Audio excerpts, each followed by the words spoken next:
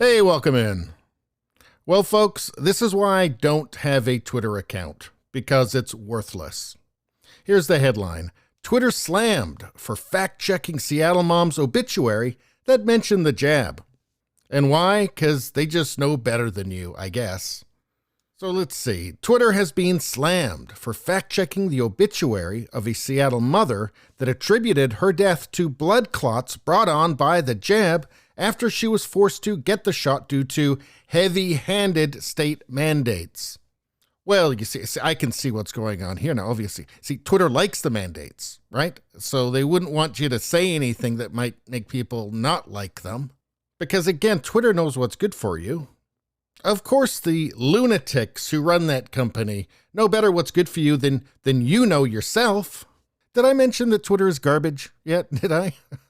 Anyway, this online obituary for this 37-year-old woman who died September 7th was marked as misleading by the social media giant over the weekend, according to Twitter users. So now just reality is misleading. Now, there's no good news in this story. It's a sad story. But the fact-check warning was removed by Twitter on Monday following the backlash. So probably what happened was some 23-year-old SJW saw it and decided it was fascism or something, because that's how they think. But it says here, Twitter did not immediately respond to the post's request for comment. This is the New York Post that I'm reading this article from, on why the label was removed. The tribute published by the Oregonian said the mother of two died from jab-induced thrombocytopenia. I hope I pronounced that right. A rare blood disorder that can occur in some cases after the poke.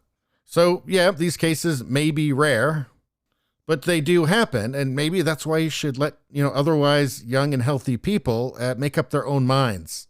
Anyway, Wilson had been vehemently opposed to getting the jab because she was in good health, but she eventually relented after Washington State made it mandatory for teachers and those wanting to volunteer in schools, the obituary said. Quote, in her mind, the known and unknown risks of the unproven shot were more of a threat, adding that Wilson had no underlying health conditions. And my opinion on this remains. If you've thought about it, if you've talked to your doctor, if you've considered the risks of age and comorbidities, that sort of thing, you decide you want to get it, great. If you've come to the opposite conclusion, that's your choice, or it should be.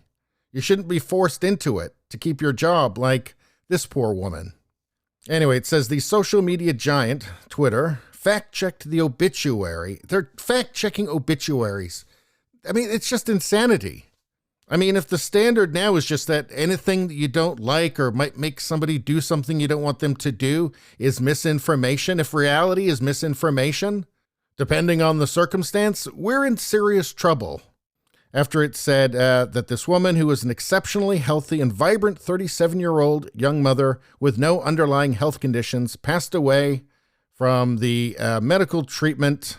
She did not want to get the shot.